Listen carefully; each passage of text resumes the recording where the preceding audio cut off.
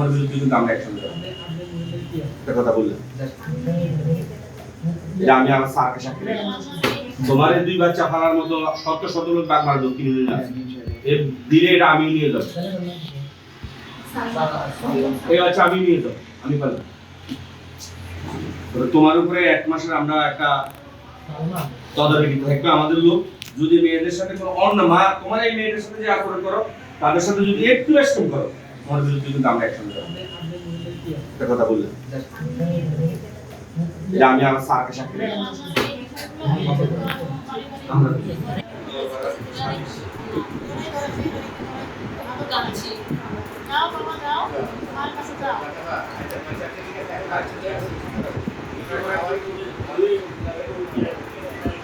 সব ছেলেটা